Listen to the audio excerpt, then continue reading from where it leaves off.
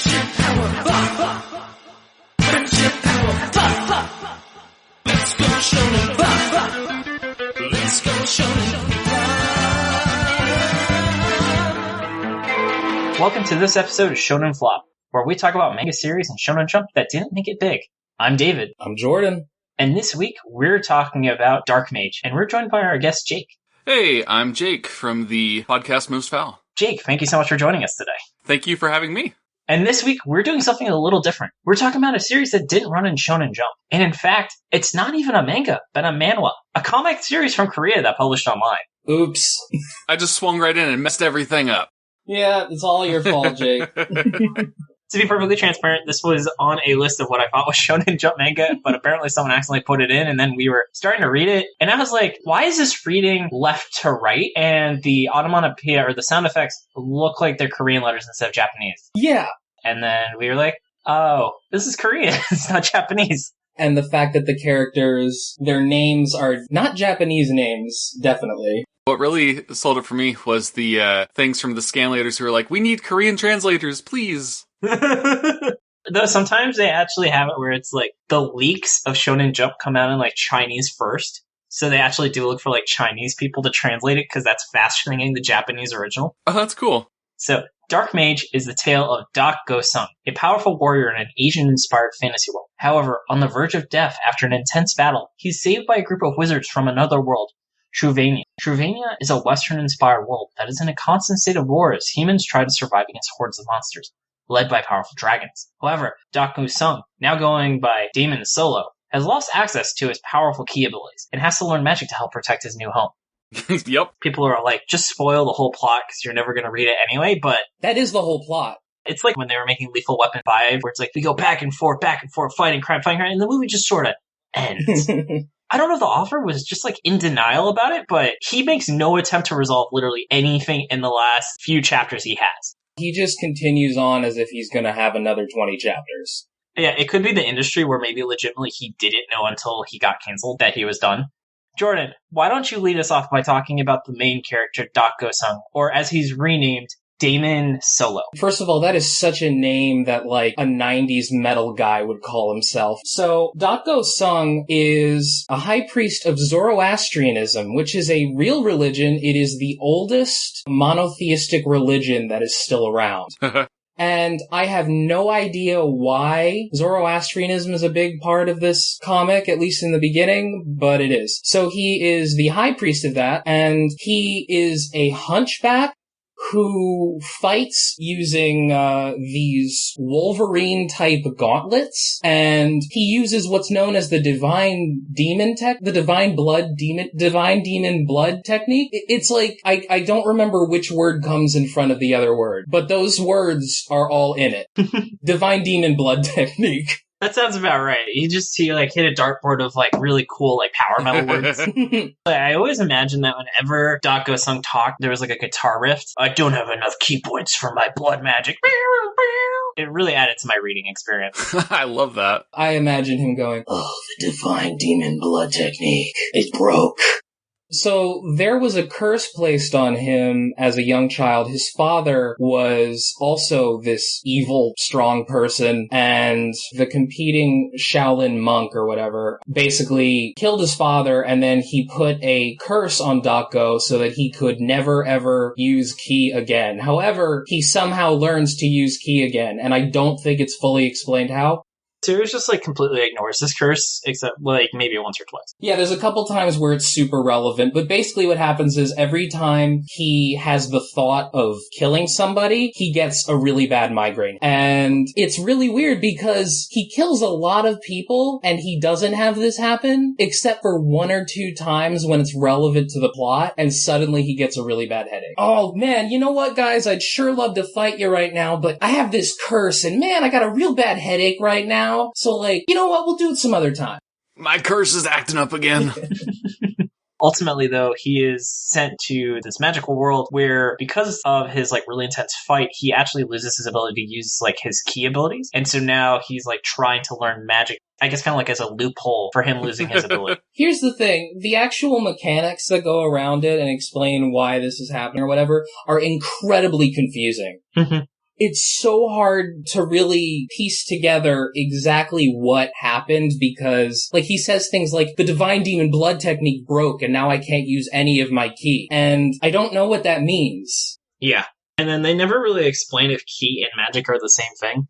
So when he goes to the other world, he basically goes from an ancient Korean world to a European Dungeons and Dragons world, where they straight up use words like mana. And I think it's heavily implied that what they call ki is what these guys call mana. Yep. But then it's kind of different, because he's like, I can't use ki, but he can use magic. So it's like, it seems to be different when it's convenient for the plot. Yeah. But shit, we're getting off topic. Jake, would you like to talk about Ju Hwan Sa, who may be the most longest-haired person of a cast of very long-haired people?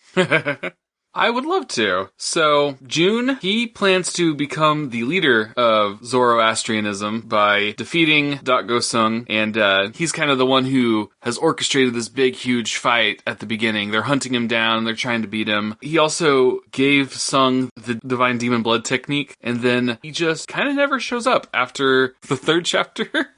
Yep. You say he gave him the Divine Demon Blood technique. What you're saying is he gave him a book. Yeah. So the implication to me is that Dok Go learned how to do this technique by just reading a how-to manual, which is hilarious. Yeah. He's like, I am too good at too many things. Only someone who has never been good at anything can master this technique. Because apparently that's not how transferable skills work. Yeah.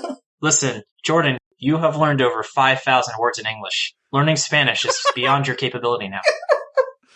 Dok Go, you're a weakling and you fucking suck, and that's why you can learn this. You will not be able to prestige if you multi-class at this point. It is too late for me. Shit, I spec'd too early and I filled that slot with a different spell.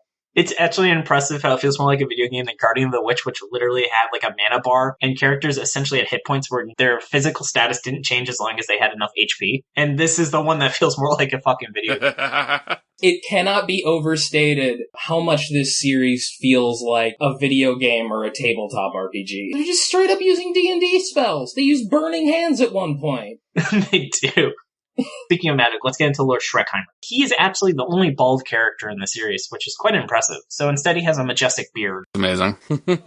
Essentially kidnaps Doc, and he is just like this high wizard of this kingdom that's being attacked by monsters like goblins and orcs. And he's like, you need to like protect us because you are this powerful warrior from a different land. But then he learns that Doc can't use any of his powerful techniques, so he's kind of like, okay, I'm done with you, whatever, just have a good life. And then he never shows up again. Yeah. They mention him a couple times. Schreckheimer, his name might be pronounced Schreckheimer, but I'm calling him Schreckheimer because I just like that name a lot more. You just want to say the word Shrek.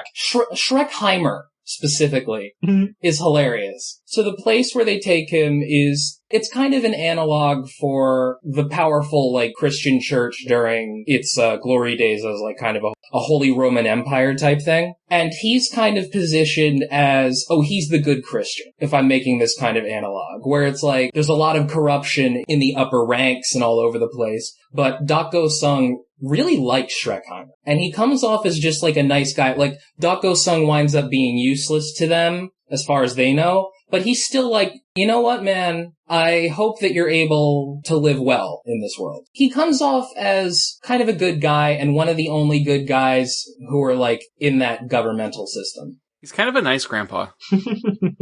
Okay, so then the next character is Ho Myung-young, who is, I think, supposed to be set up as like this really cool rival character, and he even follows Dok Go-Sung into like this magic gate that teleports them, and then he just never shows up. Yeah.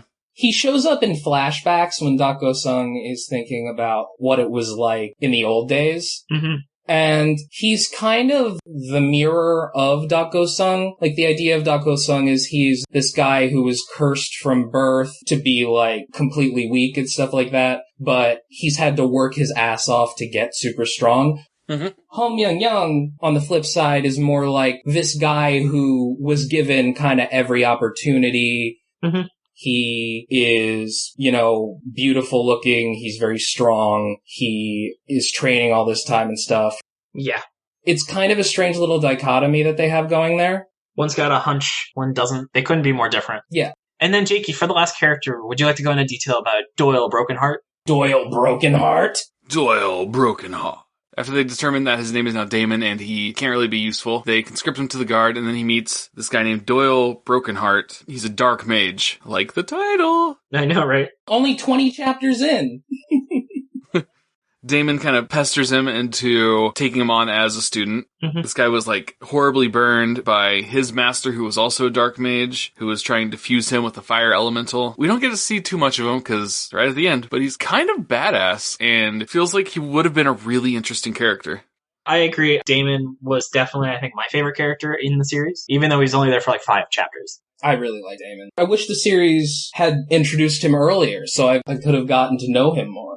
He's got like this gross, burned zombie face. He kind of connects with Dok Go because Dok Go is also physically disabled. Doyle walks around with his head constantly in a cloak, in shadow, so that you can't really see how messed up his face is. Yeah.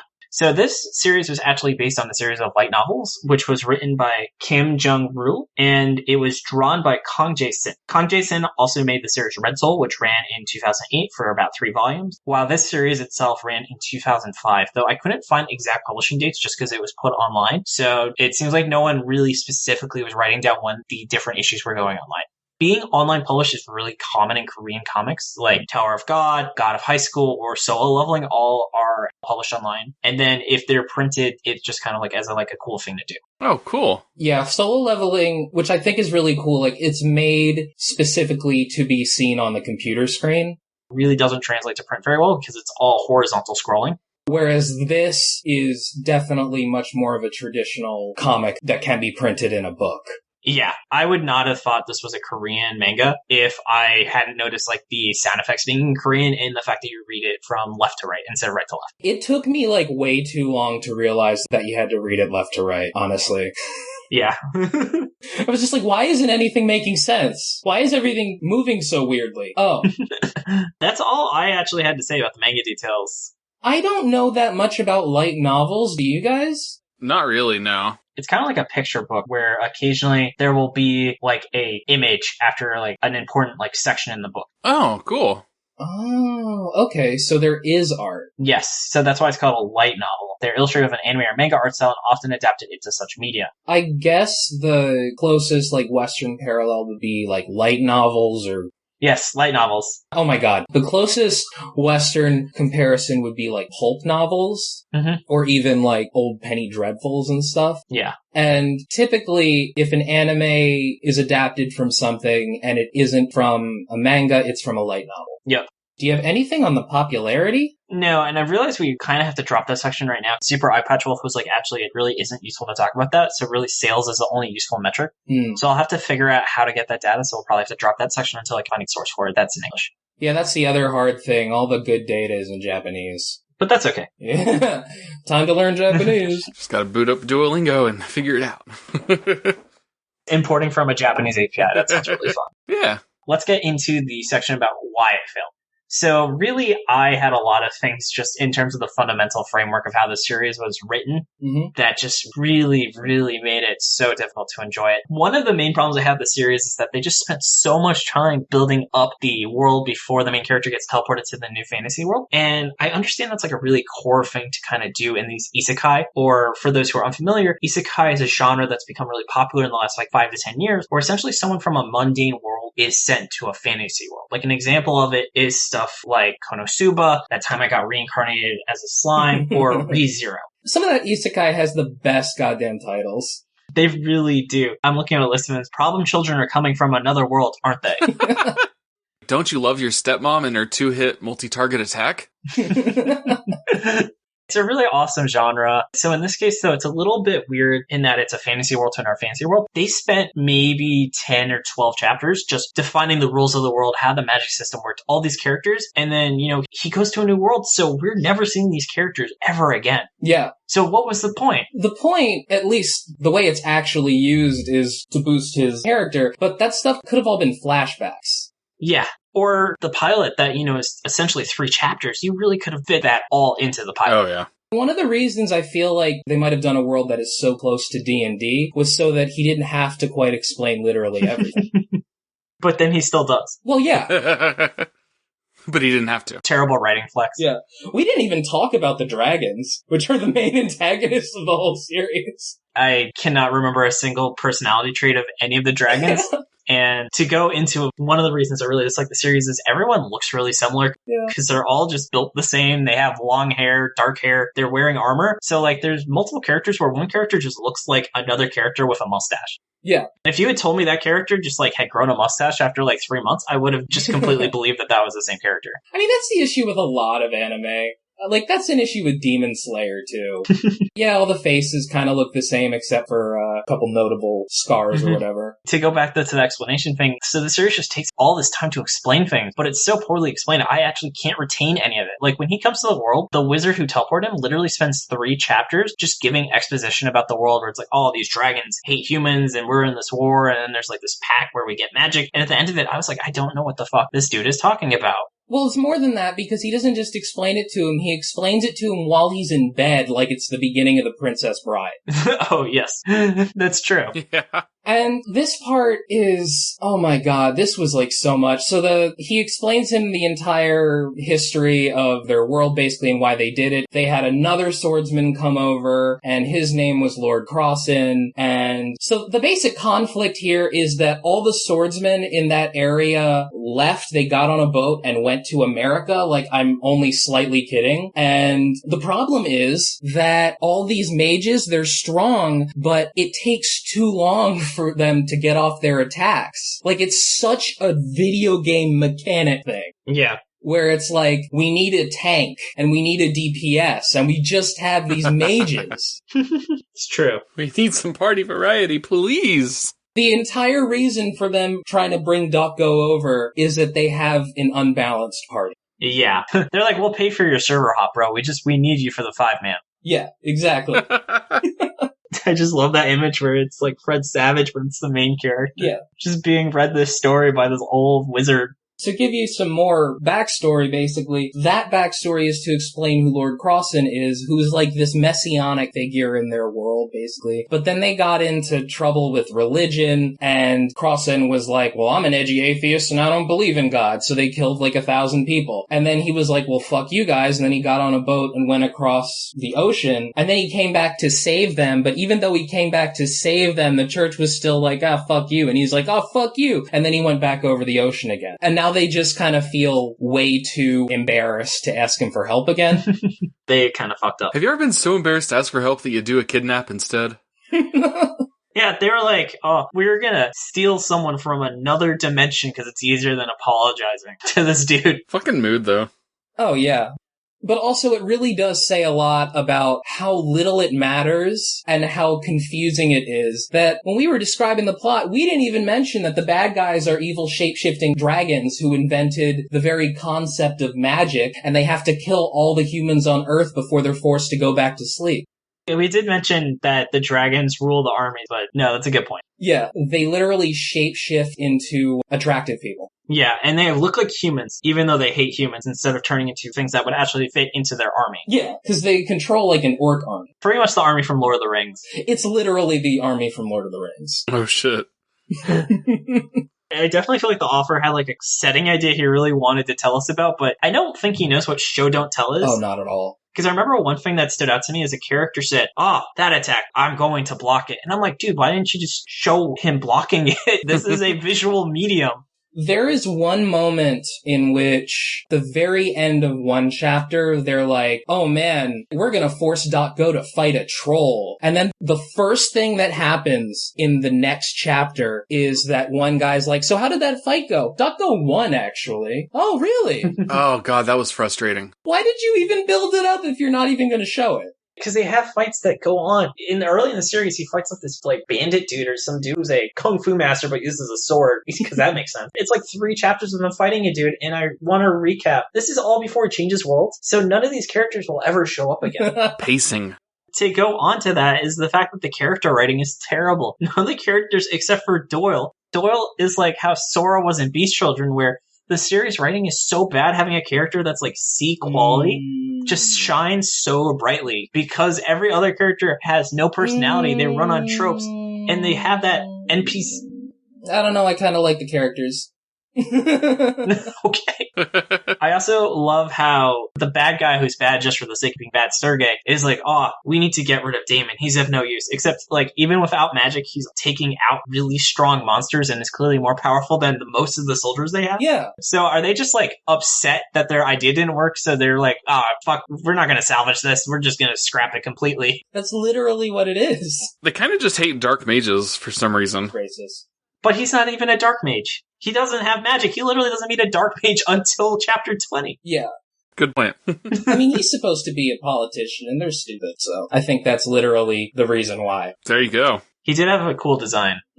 And then with the writing, the comedy feels flat. Like, there were so many attempts at humor that just was like the most generic, like, anime humor, which I know this isn't even Japanese, but they're like, oh, I'll use like a funny drawing or facial expression or have like a note where he's like, oh, clueless, instead of the actual, humor coming from the dialogue like good writing has. Okay, so here's the thing. That chibi art style where they just draw him very, like, cartoonishly and silly shows up out of nowhere. It feels so out of place. Completely, because up until it shows up, it's all drawn in kind of the same style, and all of a sudden, Dok Go is just drawn like a fucking Pokemon. It's got such a serious tone most of the time, and then it'll just kind of break it for, like, him making a real goofy face. Yeah, I think the author was like, I don't know how to write funny stuff, but that's the humor, right? Yeah. Yeah, it's definitely got that, like, type of humor that, like, things that think they're funny, but they're clearly not, like, The Room has. Only the people making it thought it was funny, but literally anyone else would be like, I don't get why you would think this is funny. Yeah. And then to go into tone stuff, the series is just like so childlike. All the names and stuff are really dumb. The character designs are ridiculous. But here's the thing is the series tries to play it all straight. Imagine if you were trying to make like Breaking Bad, but everyone is dressed up as clowns, but you don't change anything about the plot. It needed to go tongue in cheek, but it keeps its mouth shut. That's a really good way of putting it. Yeah. You can't have, like, people with crazy long hair saying they're using their blood force attacks and then think people are going to respect this series as an actual drama. I mean, that's anime, though. But that's the thing is that there's serious anime, but you wouldn't expect Monster or, like, Parasite to have characters using attacks like Double Blood Hurricane. No, they actually make it that the power suite, works within the tone of the show. I guess I just watched Hunter x Hunter, which does exactly what you claim you can't do. See, that's the thing. Hunter x Hunter was written by someone who was competent. I'm saying within the limits of this author's capability, the best way that he could have made this series to make up for the tone was to have embraced it. There are shows like that. There's Children's Hospital where there's literally a character that's dressed like a clown and people take him seriously because he is well written. That's fair. Like, you can break the rules, but you have to be able to do it well. It's like jazz. You can dress a pig up like a fucking emo kid, but that doesn't make it any less of a pig. What? What the fuck kind of comparison was that? I was trying to make like a lipstick on a pig apparel. We call the business stuff. I'm going to edit out. So let's keep going. You better not edit that out. That was too good to edit out. All right, I'll keep fucking emo pig.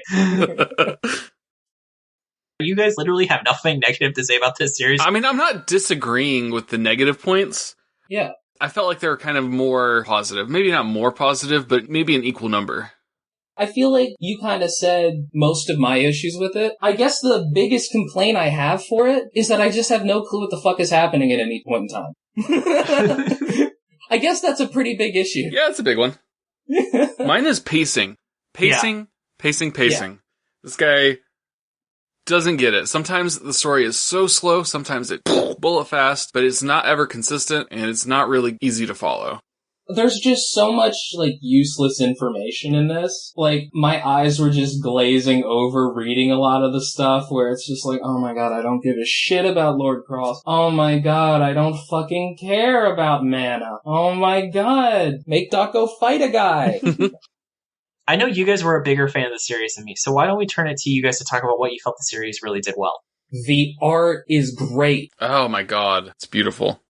When I read manga, what I typically do is if I see a panel that I really like I screenshot it and I save it so that I can reference it later. You know, I'm an artist and I'm trying to get into comics and stuff like that. So it's good to have for reference. I screenshotted so many pages here because the art, some of the stuff he does is just stunning. Some of the ways that like he draws the characters and the shading. This guy has a very strong grasp of like how to give things weight. It's not something you can fake. You have to be able to do it. The guy from Beast Children has never drawn from a real model. I can just tell you that without having questioned him or anything or just read anything about him. This artist has absolutely drawn from live models. I can tell from how he shades the face, from how, like, even though they have anime proportions, like some of these characters, you can tell that they're still drawn by somebody who understands how the human body is put together. It's something that you can't fake, and he can do it very well. It's just mwah.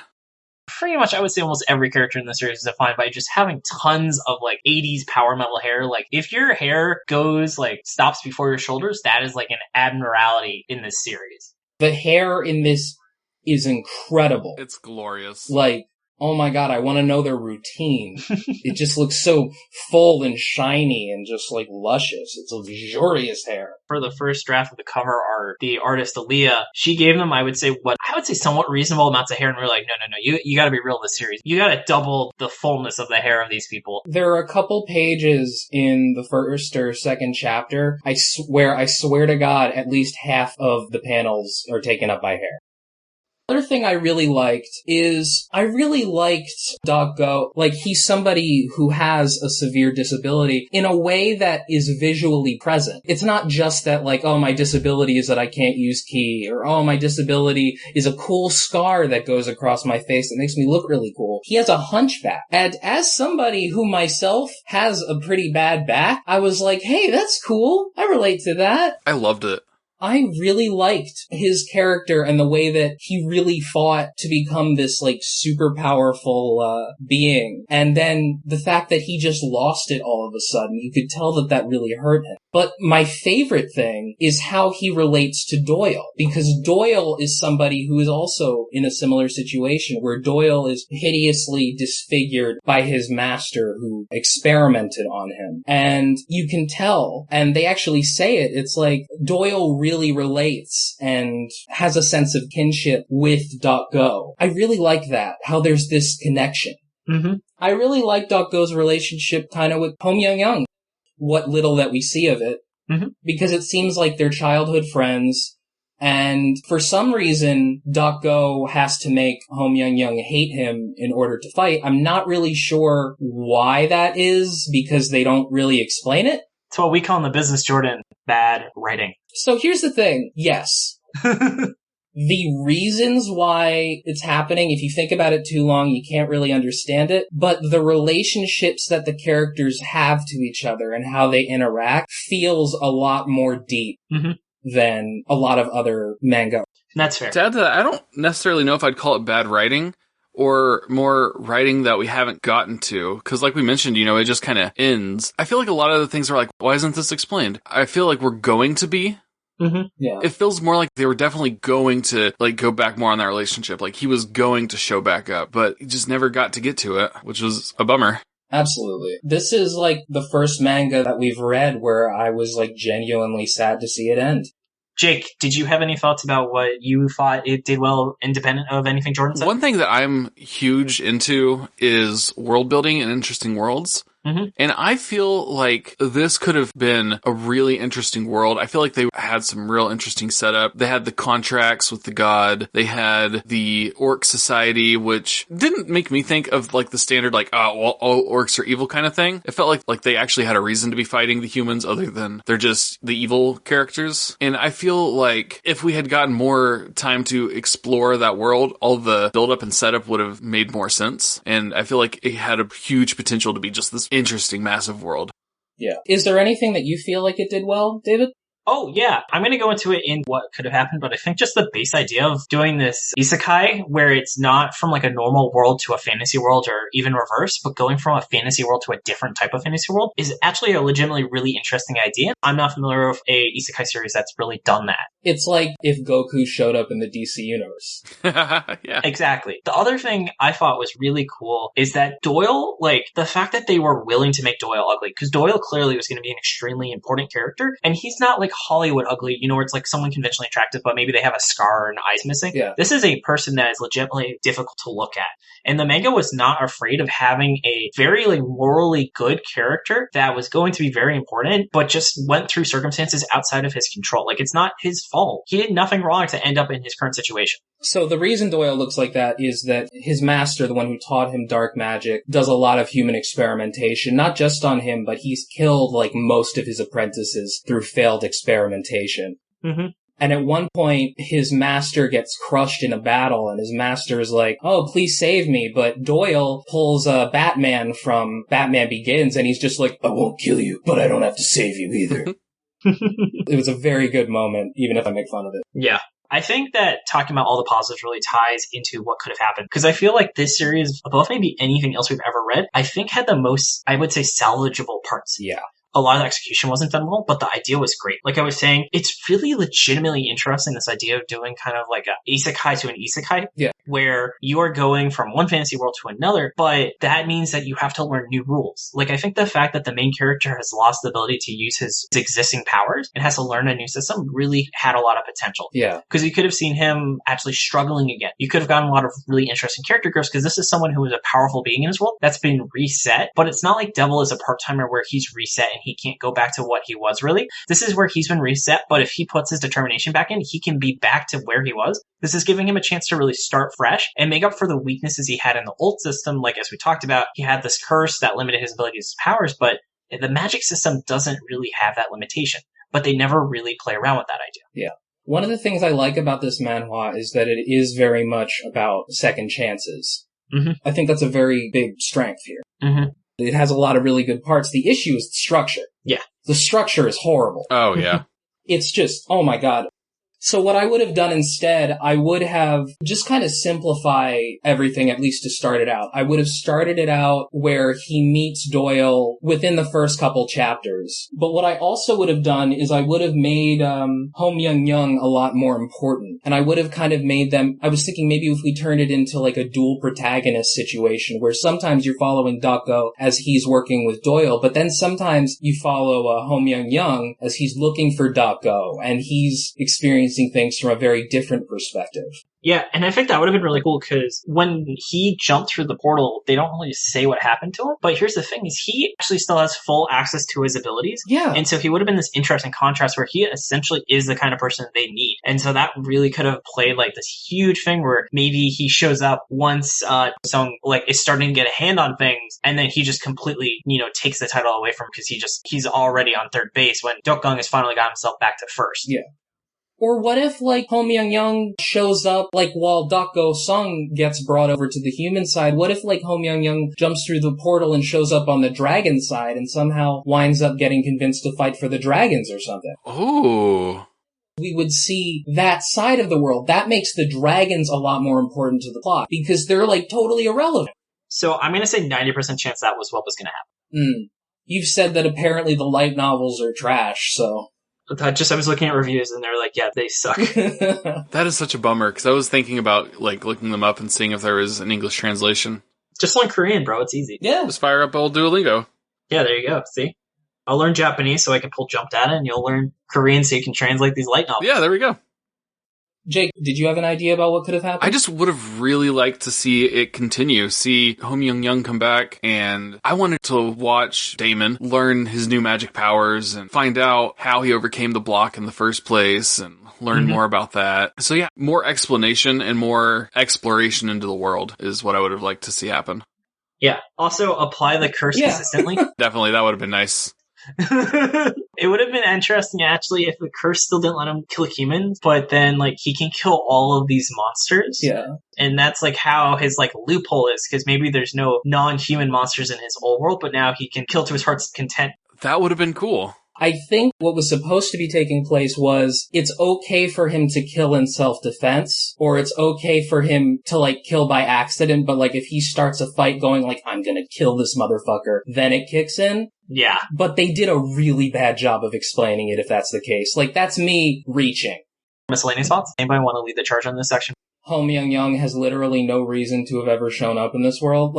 So at one point what happens is that early on, Dok Go is unconscious. Home Young and Jun Hwan Sa both show up and they both want to kill him, but they both specifically want to take his head. Yeah. They're getting into this fight and letting Dok Go survive because neither one will allow the other ones to take his head. And then Home Young accidentally kicks Dok Go-Sung over a ledge into a cliff, and he's like, no, I was the one to kill him, and then he jumps after it, and it's like, dude, you killed him! If you kick someone off a ledge, you kill them. But I needed proof. I didn't see no body. I needed his head! It doesn't matter that he's right. It's stupid.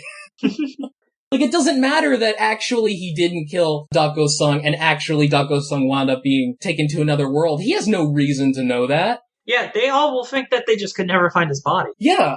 Which would be a very reasonable thing. What did you say when Dok Go-Sung got renamed in the series? They did an Ellis Island to him. Yeah, so legitimately one of the characters from the New World is like, that name is too hard to say. We're gonna call you Demon Solo. Except demon has bad connotations, so you'll be Damon. Demon Solo.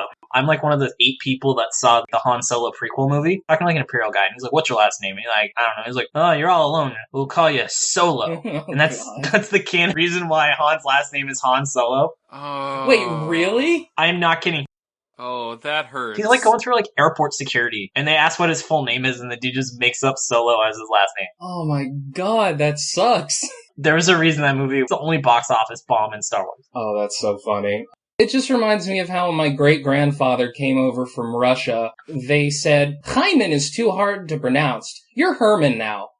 One thing that's been bugging me a lot is, did you guys think Ju Hwan Sa looked a lot like the night guy that they had recruited? Like, I thought there was going to be some sort of connection between them, but it didn't make any sense why they would be the same person. Like, if he had fallen through the portal, I would have gotten it. The night guy? The guy who started America. Oh, Crossan. Huh. Maybe it's just because they all have really long hair. All the characters look the same. Yeah. I was waiting for that revelation. Like, I was like, oh, maybe that's the reason I spent all this time on a character that's never going to show up again. Oh, that would have been cool if, he went through the portal, but it just sent him back in time. Yeah, that's what I thought. Oh. Because they say, oh, we can't guarantee you'll be in the right time or place if we tried to send you back. There was, a pseudo-time traveling element, and I really thought that was going to be a part of it, and then it just never came up. Yeah, actually, what if that was what it was going for? That would be neat. This author definitely thought he had a lot more time than he did. Yeah. This ain't One Piece, dude. You can't have payoff 400 chapters later. One Piece can get away with that because while they're setting up things that take place 400 chapters away, the current chapter where they're doing it still is great. Oda knows he will never ever be canceled. It's literally the most popular anime and manga property in the entire world. I think he's fine. In our miscellaneous files, we talked about just so much D&D. Talked about a lot, but still just ridiculous. So this is probably some dude's D&D campaign. Listing off the specific D&D spells that I can remember, they used Blink, Chain Lightning, Detect Magic, I think? Yep. Burning Hands, as I mentioned earlier. Dispel Magic. Dispel Magic they used. Hellfire. Hellfire. Oh, I didn't realize Hellfire was a spell. They mentioned Fireball. But yeah, it's literally the D&D names, too. It's great. And the dragons, because in D&D, evil dragons have color-based names, while good ones have metal-based names. And they're all red, green, and blue. Oh. So they didn't even change that.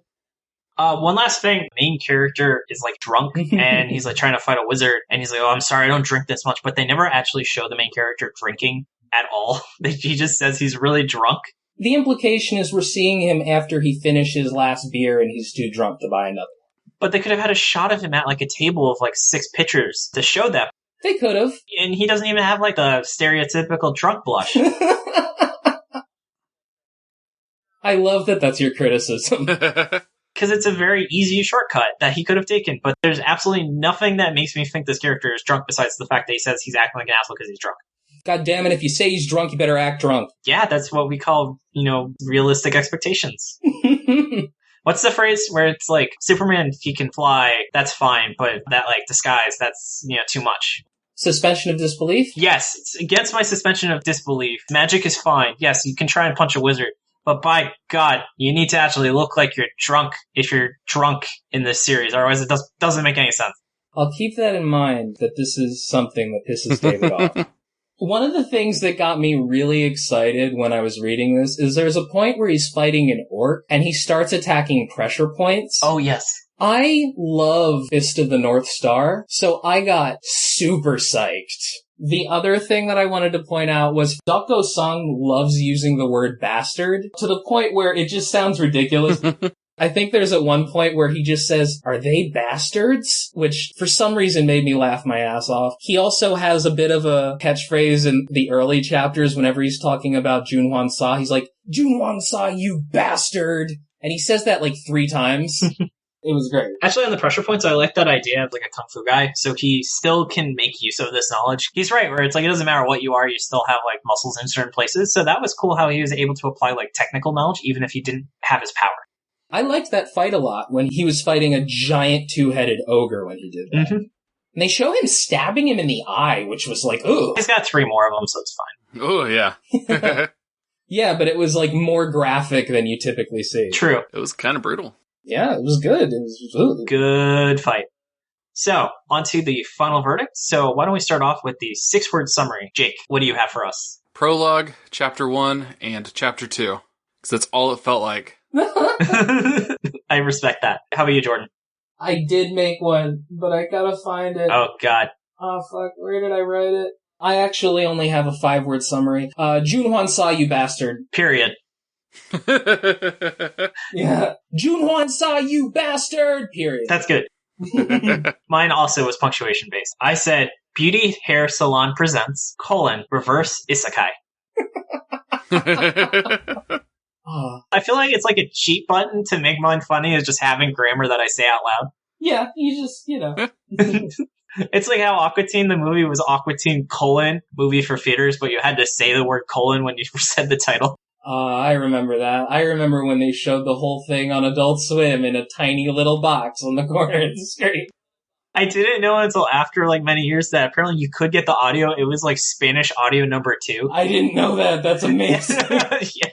And then it sounds like we're going to have quite a fight for the discussion of flop or not. Yeah. So I feel like, why don't you guys start off? Because I'm a little worried about this one. I think that the series as it is now is a flop in that it doesn't have a good ending and it just kind of stops. I think it had the potential to not be a flop. It was very enjoyable, and if it had gone on longer, I would have kept reading it. Yeah. I'm gonna say not a flop.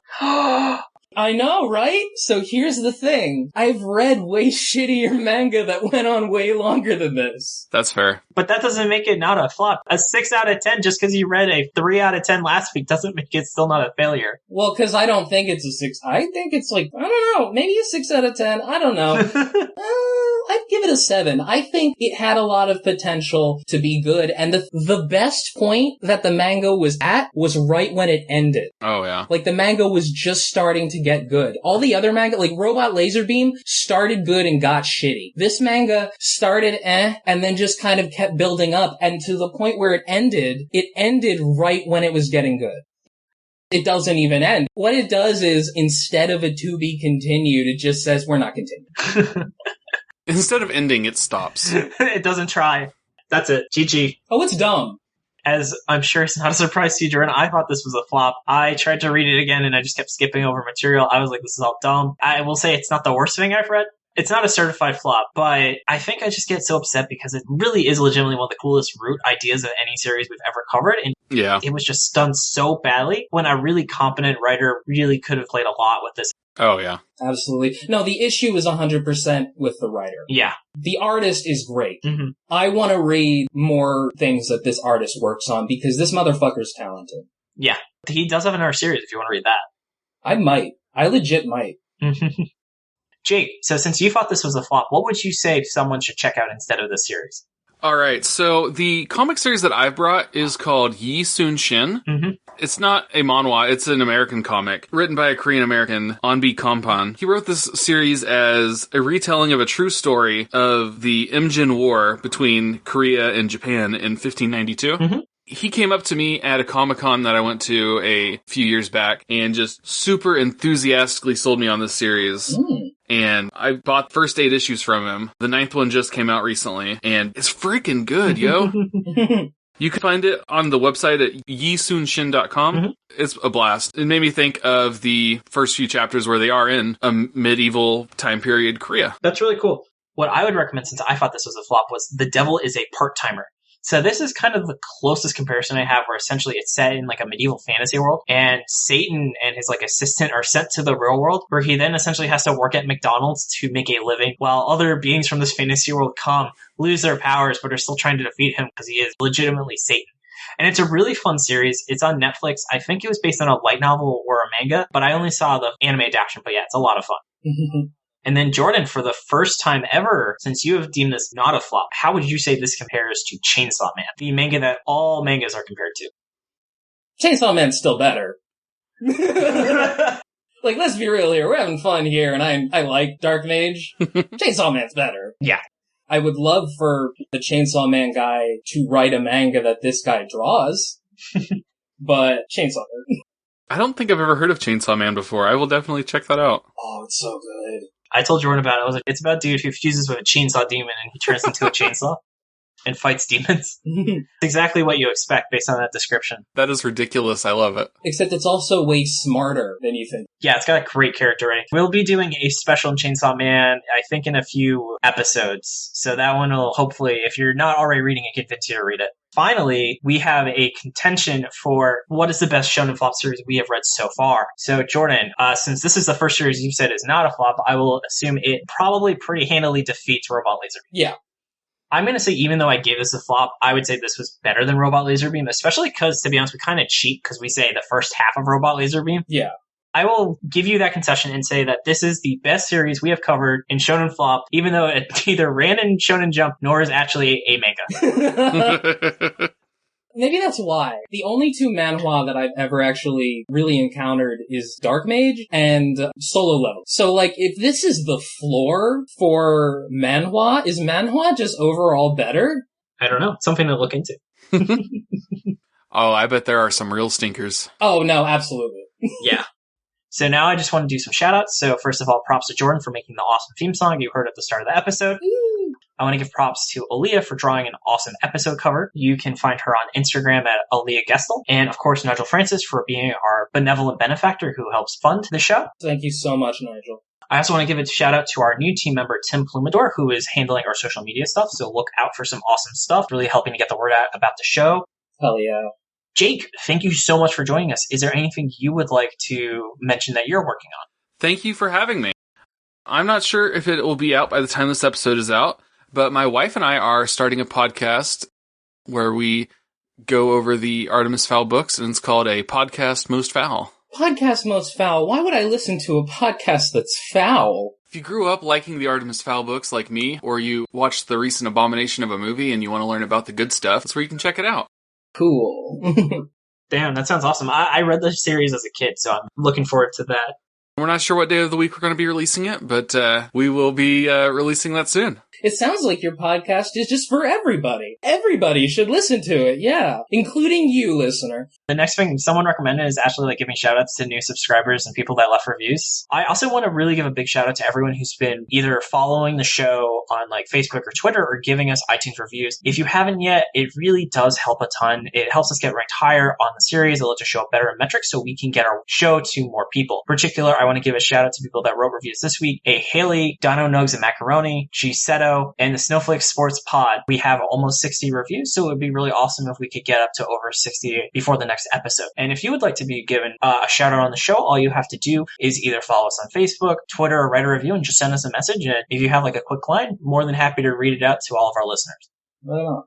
Finally, I just want to give some general shout outs. The first shout I want to give is to my friend's coffee business, the Jubilee Roasting Co. It was really awesome. He makes this really kind of like sustainable coffee. He sent me some samples and they were really great. And their mission is to create well and be good neighbors. They're dedicated to serving their local community as well as the international community. Over the 5 years since opening its doors, Jubilee has implemented practices to improve transparent sourcing practice and provide better wages for coffee producing regions around the globe. I tried in particular the Pero San Antonio, which had this terrific earthly blend to it and really made me feel like I was in a coffee shop. If their mission and their coffee sounds like something you would enjoy, please check them out at jubileeroastingco.com/shop. You can find a link to them in the description below. I also want to give a shout out to my friend Bimo, who does this really hilarious cooking/drawing streams. You can find him on twitch.tv/BennyPMO and the Snowflake Sports Podcast. He wants you to know about in his next episode. He's talking about the NBA is back, and he'll be talking about how Trump is moving troops in Germany to other parts of Europe. It's kind of like this really cool hybrid between both sports and politics. That show in particular is really awesome. Dan was on our episode for Beast Children, which may be the most cited episode. He's a really great guy, and his podcast is a lot of fun. Yeah. How about you, Jordan? Did you have anything? No, I don't really have anything. How about you, Jake? No, nothing else that I can think of. You don't want to be like, I love my wife. She's the best. Anna, if you're listening to this, I love you. Man, that's so nice that you thought of that on your own to say how much you love your wife. Aww. I want to thank everybody so much for joining us. You can find Shonen Flop on Facebook and Twitter at Shonen Flopcast and our website, shonenflop.com. We're also on Spotify and iTunes. This has been David. This has been Jordan. This has been Jake. And you've been listening to Shonen Flop. Keep on flopping, floppers.